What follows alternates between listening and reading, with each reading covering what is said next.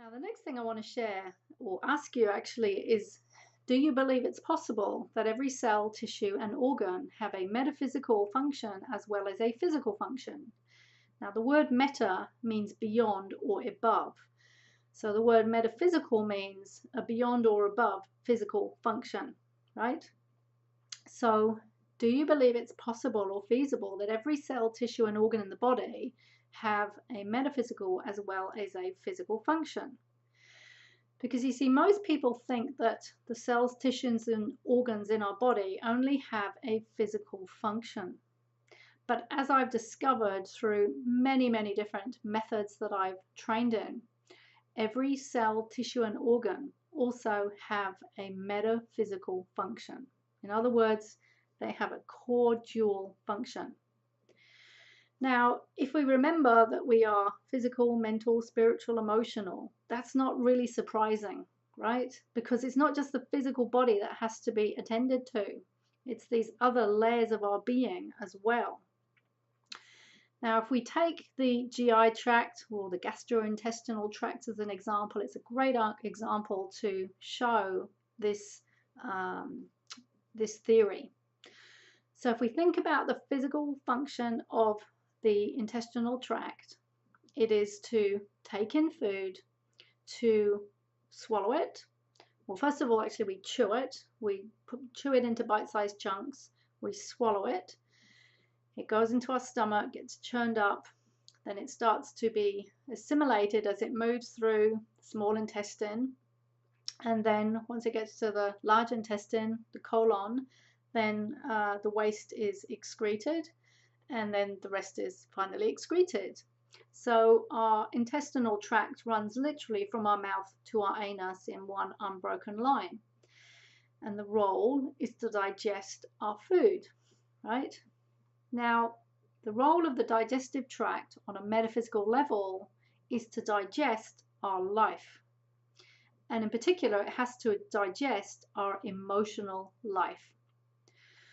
So if you think about it, if we think about the words that we use, we say, well, I swallow my food, right? Well, people say, oh, I couldn't swallow that. They're not talking about food. They're talking about something that happened in their life. I couldn't swallow that. Or on a physical level, we'll say, we smell our food to make sure that it's safe, right? And we could say on a metaphysical level, that just didn't smell right? Well, that smelled a bit off, right?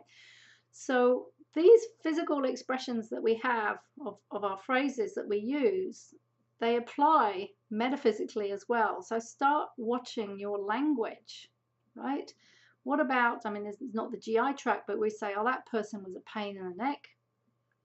Now, often if somebody has a pain in their neck, they'll come out with a phrase like, well, that person was a pain in the neck.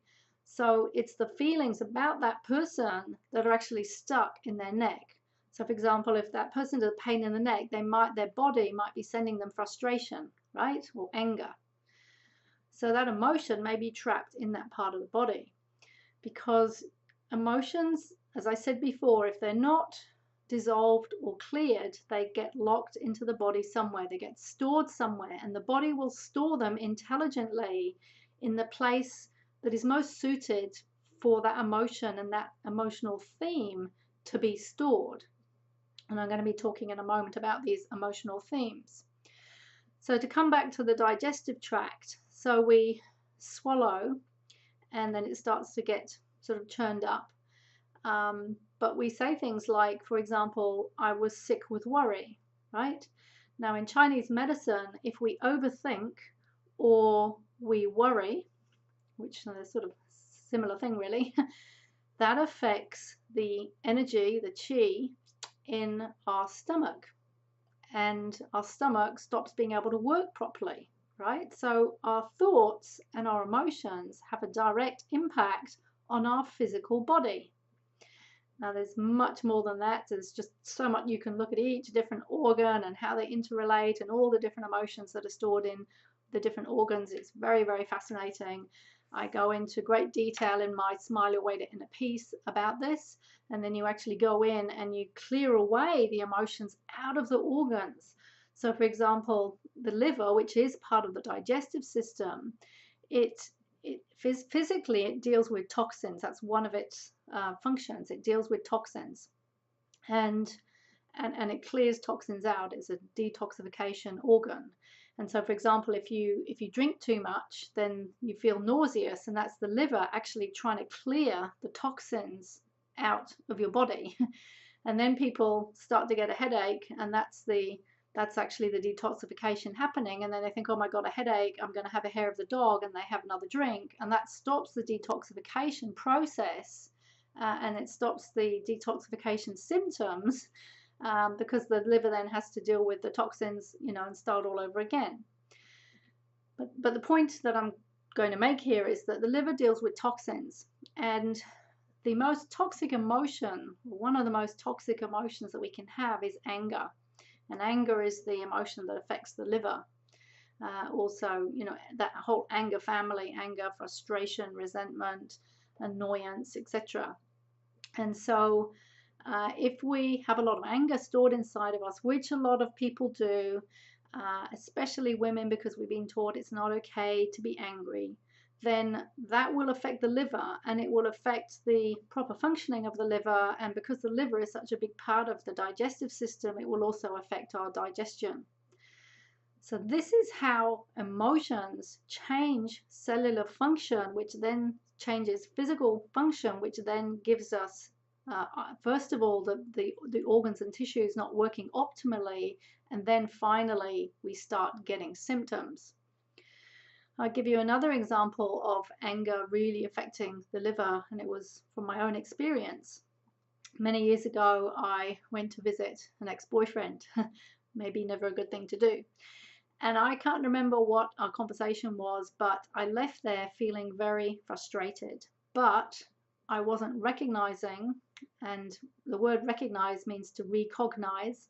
I had not recognized with my head that I was feeling frustrated in my body. And I had a 5-hour drive to go and visit my next friend. I was touring around the UK visiting friends. And as I was driving, just slowly, this pain started to build up in my liver area. And by the way, if you don't know where your liver is, it's under your right ribs. This pain started to build up, and it was sort of mild at first. And by the time I got to my friend's house, it was sort of medium, but I was still ignoring it. I wasn't questioning it. And this is the thing, right? We have physical symptoms, and we don't think to question them, to put the pieces of the puzzle together. But by 11 o'clock at night, which was by that stage 3, 7, 8 hours, 8 hours later from when I'd left seeing my friend, by 11 o'clock at night, I was literally in agony, lying in bed in agony.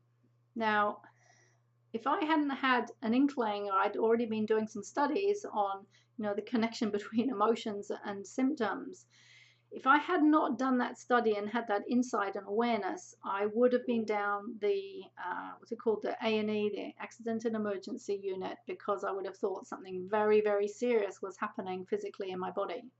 And by the way, I'm not suggesting that you don't go to the doctor. I'm just giving you an example of how physical pain can be due to emotions, and how quickly it can be cleared as well when that's recognized. So I was in agony, literally agony, feeling nauseous, sick, extreme pain. And I decided to ring my teacher, who taught me all this in the States, and miracle of miracles, he was there. He answered the phone, and I went, oh, I'm in agony, I've got pain in my liver. And he said, so what are you angry about?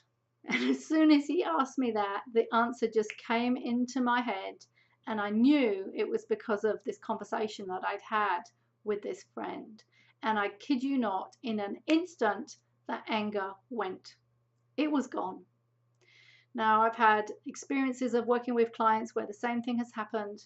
I worked once with a doctor who had pain under his ribs. I think it was, again, the liver area. He'd had pain for, I think it was 8 years. And in 40 minutes, we isolated that pain. It was something to do with his ex-wife. The pain, boom, just went. Now, I'm not suggesting it always happens like that, but what I'm saying is it can happen that quickly, especially if we really hit the nail on the head. and just to show the incredible impact of emotions to create extreme physical pain. I had another lady, because this relates to the digestive system. She was 74. She came to see me, and she had been in hospital for 3 months with agonizing abdominal pain. 3 months in hospital. She had had every test that they could think of. Nothing came up. Nothing came up in the tests. Everything was normal. And this is very common. And this is a big clue. If your tests are coming back normal and you've got extreme symptoms, this is a big clue that there's an emotional component.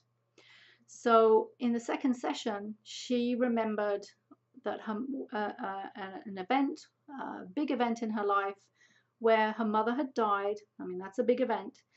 She had not had a chance to say goodbye because she died overnight in hospital, and she had been at home. And she came in to visit her the next day. Her mother had died, and she did not know how to process that sadness and grief. And it literally got stored and locked into her colon. And in Chinese medicine, the emotion of sadness and grief is related to the lungs and the colon, which are a paired organ. So this isn't surprising. And that emotion got stuck there. And when this memory surfaced in this second session, she was able to connect with it and finally process it and let it go. And the pain went instantly. So again, another example of how emotion can create extraordinary pain and be gone in seconds.